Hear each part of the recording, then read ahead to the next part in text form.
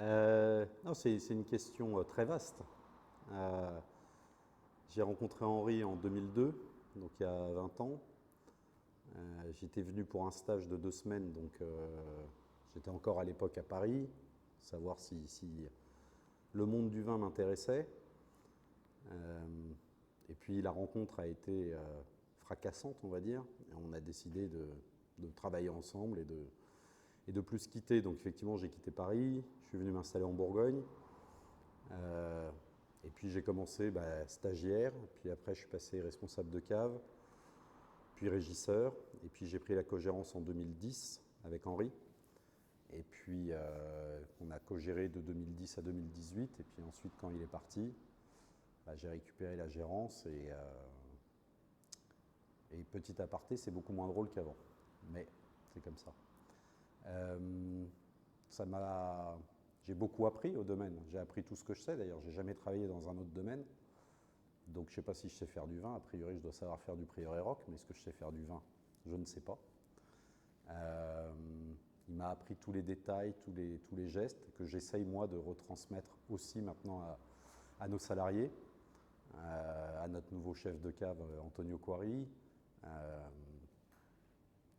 C'est un cheminement complet. Je suis arrivé, j'étais à peine sorti de l'adolescence.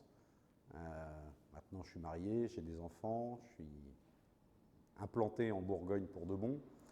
Donc, c'est difficile de résumer tout ce parcours en quelques mots, mais ça a été une chance incroyable de rencontrer Henri, et c'est une chance incroyable toujours aujourd'hui de travailler au domaine et de continuer à faire rayonner le domaine qu'Henri a créé, les vins que nous faisons, de continuer à créer des nouveaux vins de temps en temps avec des nouvelles parcelles qui rentrent dans le domaine. Donc c'est un bon accomplissement en tout cas. Ouais.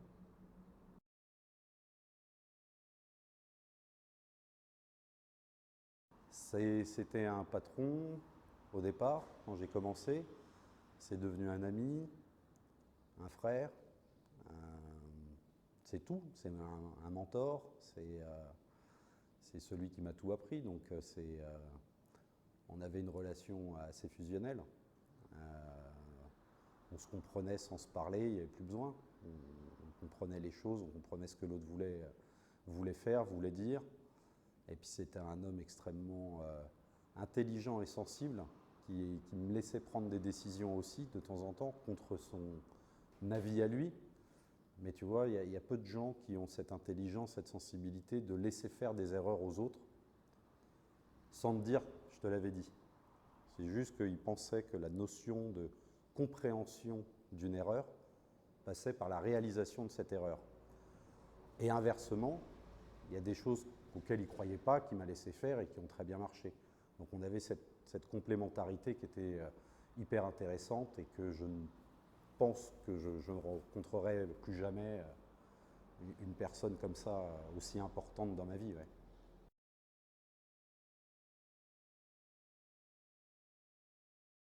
Est-ce qu'il y a un style Prieuré Roch? euh, Probablement.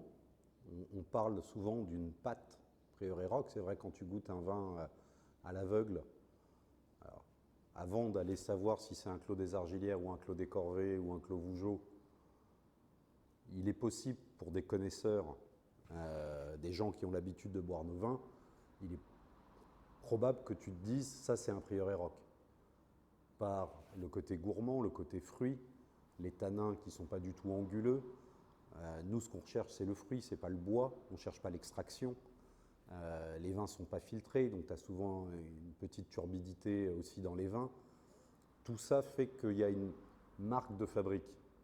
En revanche, quand tu goûtes un Clos des Corvées à millésime égal, on va dire, quand tu goûtes un Clos des Corvées, un Clos des Argilières, un Vosne Romanée, un Vougeot, un Chambertin, la pâte n'écrase pas cette différence de terroir. Donc, moi, j'ai jamais eu envie d'amener un vin ou une vigne à tel endroit. Parce que ça, c'est le terroir. Et c'est le terroir qui dicte. Nous, on est les accoucheurs. C'était une métaphore d'Henri que je trouvais très bonne. Quand tu accouches d'un enfant, enfin la femme, quand elle accouche de son bébé, elle a un médecin qui l'aide à délivrer, ce n'est pas lui qui a fait l'enfant, normalement. Dans les vins, c'est pareil. On doit, nous, s'effacer devant le terroir, on doit les sublimer, mais on ne doit pas prendre la main dessus. Donc oui, il y a une méthodologie Prieuré Roch sur la façon de traiter les raisins, de traiter les vignes. Donc, on est en bio, petit rendement, on a une attention à chaque détail puisqu'on travaille sans soufre, donc on fait attention à chaque chose, on travaille sans pompe. Il y a tout un cahier des charges, mais on ne peut pas dire qu'il y a une méthode de fabrique puisque c'est vraiment les terroirs qui font les vins. Et ensuite, les moyens que nous, on se donne pour ça, j'ai envie de te dire qu'ils sont illimités. On a aujourd'hui 21 hectares, Côte de Nuit, Côte de Beaune, et j'ai 21 salariés. Généralement, on considère qu'il y a un salarié pour 3 hectares. Nous, on a un salarié pour 1 hectare. Donc, on a du matériel qui est changé régulièrement, toujours à la pointe de la technologie pour avoir le matériel le plus adapté, le plus précis, celui qui abîmera le moins les terroirs, celui qui sublimera justement ces terroirs. Il y a une attention faite dans la sélection des pieds, dans la sélection des raisins. Donc je te dirais qu'on met des moyens illimités humains et financiers dans le but d'obtenir les vins les plus purs et les plus expressifs de leur terroir.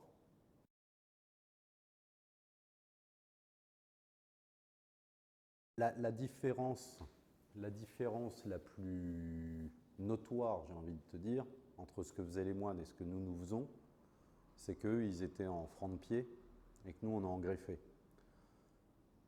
Donc c'est compliqué de comparer. Après, je pense que dans l'attention qu'on y porte, on n'est certainement pas si loin que ça. Dans les méthodes qu'on emploie, le fait de vendanger, enfin de vinifier en vendange entière, je pense qu'on n'est pas si loin que ça. Mais on parle d'un matériel végétal malheureusement qui est différent suite au phylloxéra, où on a été obligé de surgreffer les vignes. Et du coup, on a changé l'ADN des pieds. Donc, il faudrait que je sois en vigne franc de pied pour pouvoir vraiment me rapprocher de ce que faisaient les moines en réalité.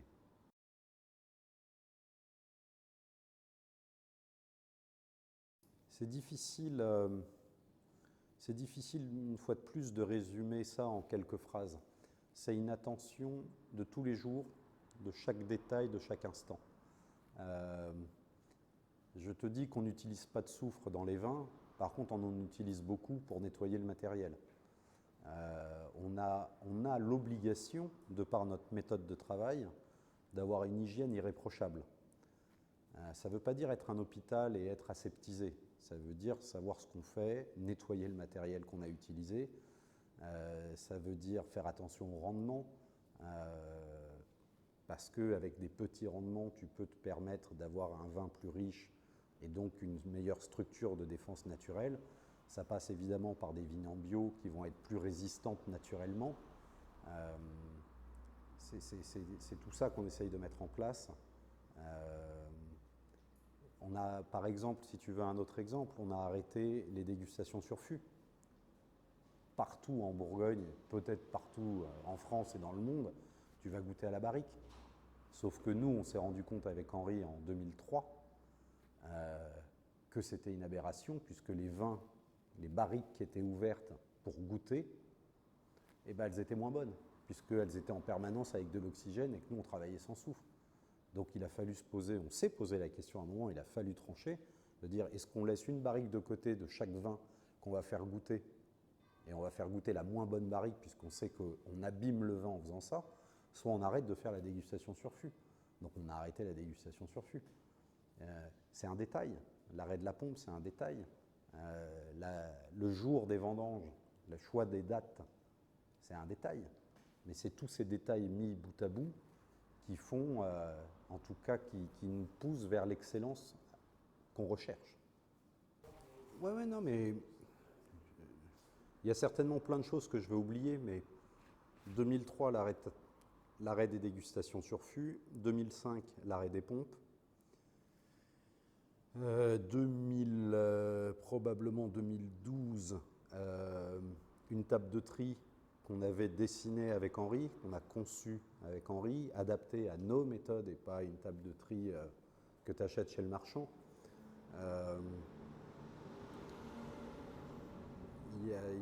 On est toujours à la recherche. Moi, c'est ça qui m'intéresse au domaine, c'est que on ne reste pas sur nos acquis, on en a quelques-uns. On en apprend tous les ans. On apprend qu'avec un millésime plus comme ci ou plus comme ça, eh ben, tu ne fais pas les mêmes choses. Et moi, je pense que la plus grande leçon, c'est de rester à l'écoute des vins, à l'écoute des terroirs, à l'écoute de la nature, qui peut être cruelle de temps en temps, mais de rester à cette écoute-là. Et ça, je pense que c'est le meilleur moyen de ne pas se tromper, de remettre en cause toujours ce que tu fais. Voilà, on n'a rien de gravé dans le marbre, on a une excellence qu'on vise et on est à l'écoute de chaque détail. Moi, j'écoute mes salariés tout le temps, je leur pose des questions. Qu'est-ce que tu ferais? Qu'est-ce que si? On confronte beaucoup. C'est pas un management jupitérien comme on peut connaître. C'est vraiment un échange et on se nourrit les uns des autres et on avance ensemble. Et ça, c'est important.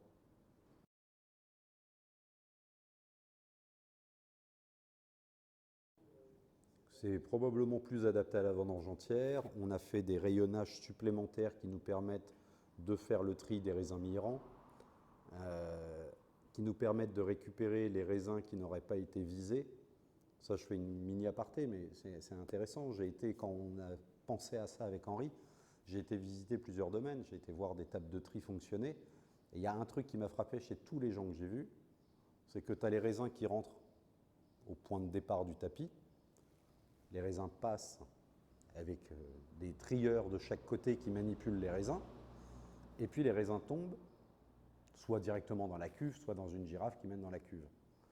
Et tu peux te rendre compte, quand tu regardes bien, que le raisin qui est au début de la table, qui a été pris, qui a été nettoyé, c'est bien, il a été trié, il est reposé, puisqu'il va aller dans la table.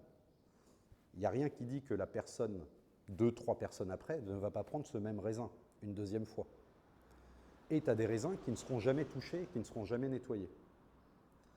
Et nous, en fait, on a rajouté un tapis supplémentaire qui fait que les raisins passent de chaque côté des deux rangées pour les trieurs, et seuls les raisins qui ont été manipulés sont mis dans un tapis qui, lui, va dans la cuve. Et les raisins qui n'auront pas été manipulés, ils tombent et ils repartent. Donc nous, on sait qu'on traite 100% de nos raisins. Donc voilà, on a fait ce genre d'aménagement, ce genre de création.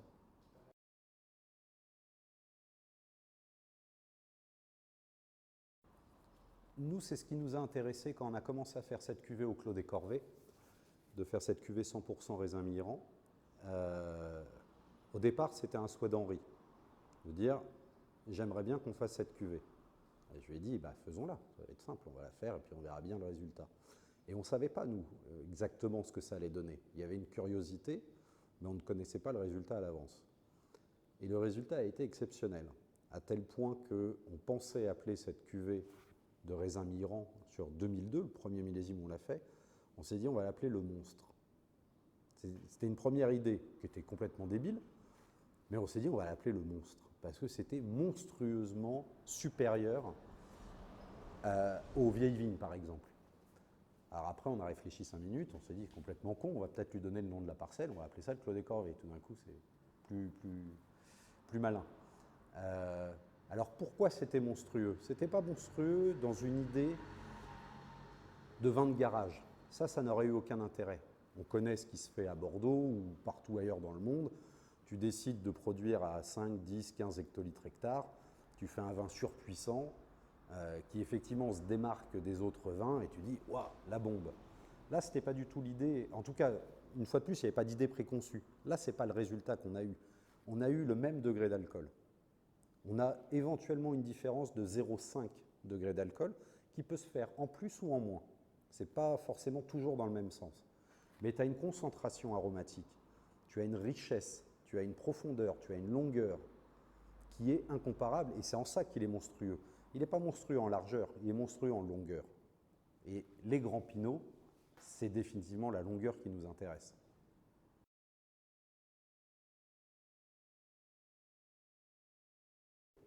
Alors, entre ce que je pense et ce qui est, il y a peut-être une différence. Mais tu me demandes ce que je pense, je te dirais que c'est primordial. J'en veux pour meilleure preuve le Clos des Argilières 2009, par exemple, quand on a repris la parcelle en 2009, notre premier millésime vinifié, immédiatement on a eu cette pâte rock. En 2010, quand on a repris les Ladois, pareil.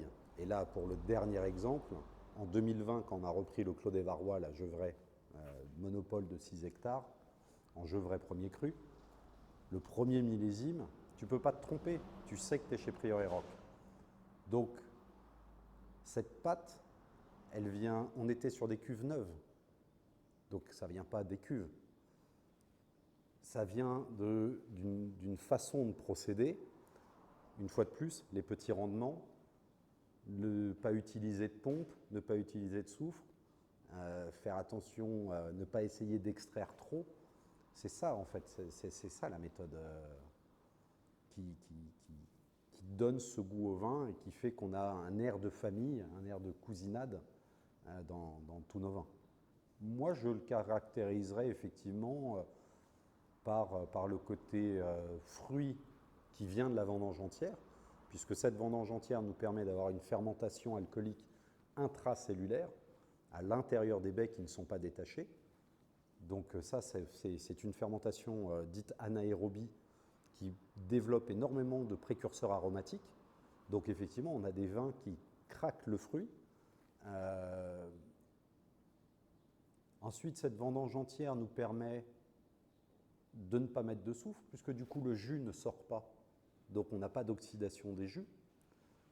Donc oui, cette vendange entière, elle est essentielle. Et c'est pour cela que depuis la création du domaine, 100% des vins, quel que soit le millésime, quelle que soit la parcelle, que ce soit du coteau bourguignon jusqu'au grand cru, sont faites 100% vendange entière. Il y a une tendance de plus en plus avec ces réchauffements climatiques et des vendanges un peu plus mûres, de plus en plus de domaines se mettent à faire de la vendange entière à plus ou moins haute échelle. Nous, c'est 100% tous les ans. Pour moi, c'est vraiment la signature du domaine. C'est l'ADN du domaine, c'est la vendange entière. Après, à nous de trouver les bonnes conditions pour l'employer tous les ans. Une année très chaude comme une année très froide, une année soleillée comme une année pluvieuse. C'est à nous de doser ça. Mais en tout cas, ça restera du 100% vendange entière.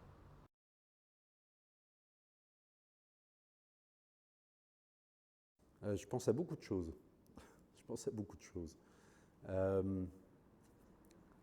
Première chose, c'est que je suis plus inquiet pour les blancs que pour les rouges. Dans les blancs, il y a toujours cette notion importante d'acidité. Et on sait que le soleil, les fortes chaleurs dégradent les acides à l'intérieur des raisins. Donc, je pense que ce sera plus compliqué dans le futur de faire des vins blancs en Bourgogne que des vins rouges. Ça, c'est un premier point. Ensuite, on a affaire au pinot noir, qui est le cépage le plus mutagène de tous les cépages. Il a une capacité d'adaptation, il est capable de muter spontanément pour s'adapter. Donc, autre facteur qui fait que je suis moins inquiet pour le pinot noir que pour le chardonnay. Ensuite, je pense qu'il va quand même falloir se protéger d'une façon ou d'une autre du soleil. Ça, c'est un problème. Alors pour ça, je réfléchis à l'agroforesterie, qui est peut-être pas facile à mettre en place en Bourgogne. C'est quelque chose qui marche pas mal dans plusieurs vignobles. Cheval Blanc est à la pointe à Bordeaux de cette agroforesterie. Mais c'est facile. Tu as un château, tu as des vignes autour, tu plantes des arbres, tu n'embêtes personne. Nous, le rang à côté de notre rang de Clos de Bèze, il y a un tracteur du voisin qui doit passer. Si je mets une rangée de platanes, on risque de s'en... Enfin, tu vois, ça ne va pas bien se passer. Mais je pense que de faire de l'ombre est quelque chose qui m'intéresse énormément. Je ne sais pas encore comment le mettre en place, mais je regarde ça. Ça, c'est un premier problème. On parle du réchauffement climatique. Mais la corrélation, comment dire, les problèmes corrélaires de cette augmentation de température, c'est également des augmentations de température en hiver. Et d'où des gelées qu'on a pour le coup au printemps. On a toujours eu, dans l'histoire de la Bourgogne, il y a toujours eu des gelées au mois de mars ou au mois d'avril. Ça ne posait aucun problème parce que la vigne était dormante. Le problème aujourd'hui, c'est qu'on a des mois de janvier et des mois de février entre 15 et 25 degrés, et que donc la vigne comprend qu'elle doit se réveiller, elle se réveille, et quand les gels de mars-avril arrivent, la vigne est poussée et on se fait toquer. Donc ça, c'est un vrai problème. Et là, pour l'instant, je sèche un peu, je n'ai pas vraiment de solution. Je comprends que d'allumer des bougies, d'allumer de la paille, ce n'est pas du tout une solution. Donc pour l'instant, je constate des défaillances, mais je n'ai pas de solution. Et après, on a ces énormes chaleurs qui amènent des orages électriques et de la grêle. Je ne sais pas si vous avez suivi ça un peu au Japon, mais là, le mois passé, il y a eu partout en France des orages de grêle, mais exceptionnels, allant d'une balle de ping-pong, on est passé à la balle de tennis. Il y a des balles de 8 cm de diamètre qui sont tombées, et donc ça dévaste tout. Donc se prémunir de la grêle, moi aujourd'hui, je ne sais pas faire. Se prémunir du gel de printemps, je ne sais pas faire. Lutter contre le soleil excessif l'été, je pense qu'il va falloir qu'on cherche vers l'agroforesterie ou quelque chose comme ça. Mais il va falloir s'adapter, c'est certain.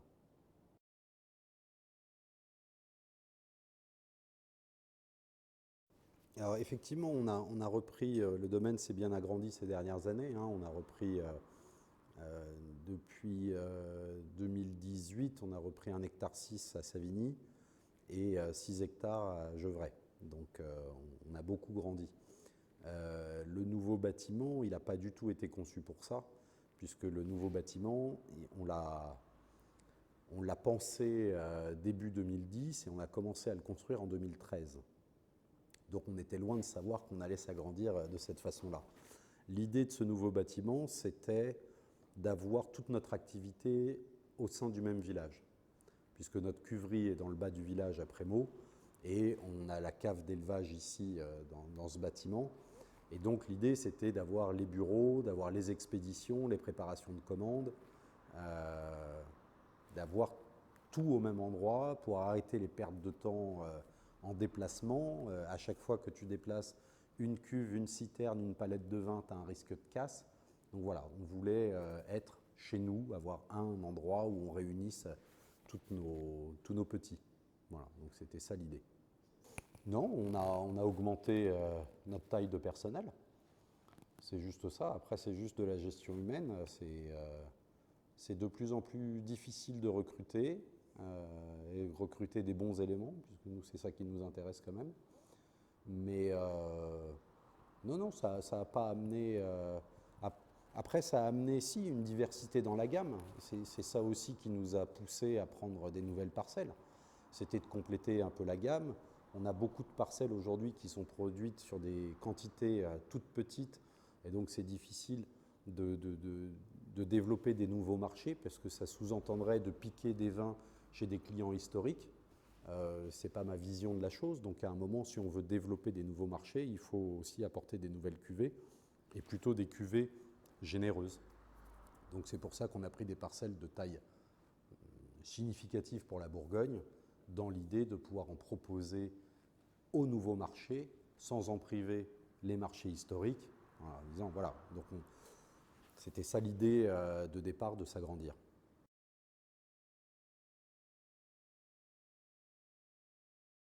Je crois qu'il est important de désacraliser. Il y a un détournement qui a été fait ces dernières années, si je regarde depuis 10 ans. Quand je regarde la spéculation, les prix prohibitifs auxquels sont vendus nos vins, on essaye d'en faire quelque chose de sacré et quelque chose de précieux. On va rester simple, ça reste du vin. hein, une bouteille de vin.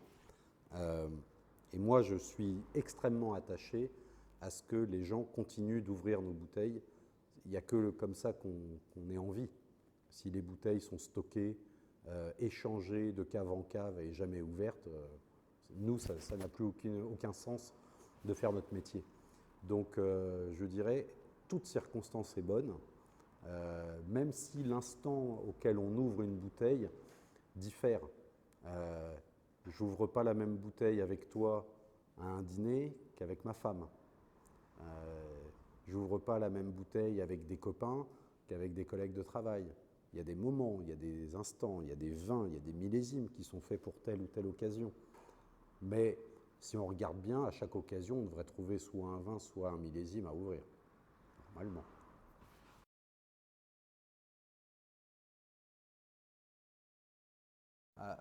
La seule chose que je cherche à transmettre, c'est cette notion de terroir. Je trouve que c'est important. On a toujours eu à cœur au domaine de défendre chaque parcelle, chaque millésime. C'est pour ça qu'on refuse la chaptalisation. Quand en 2011, on se fait déclasser notre Clos Vougeot Grand Cru en Vougeot Premier Cru, c'est nous qui disons on le déclasse. Sinon, on aurait été obligé de chaptaliser pour obtenir l'appellation Grand Cru. C'est légal, tu peux le faire, mais dans ce cas-là, n'écris pas 2011 sur la bouteille. En 2011, on a fait un Clos Vougeot à 11 degrés. Je peux faire un Clos Vougeot à 12,5 de façon artificielle, mais dans ce cas-là, c'est plus du 2011. Donc moi, ce que je cherche à transmettre, évidemment, c'est des émotions, mais les émotions que tu vas ressentir toi ne seront pas celles que vont ressentir ta femme, ne seront pas celles que vont ressentir monsieur ici, monsieur là-bas. Chacun, c'est très personnel.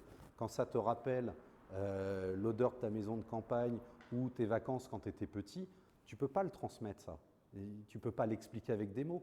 Par contre, toi, tu le ressens et ça te fait du bien. Donc, transmettre des émotions d'une façon générale, oui. Et après, la seule chose, c'est transmettre le terroir. Un Suchot, ça n'a pas le même goût qu'un Clos des Argilières, ça n'a pas le même goût qu'un Clos Goyotte, ça n'a pas le même goût qu'un Clos de Bèze, évidemment. Donc c'est plutôt ces valeurs-là que j'essaye de transmettre.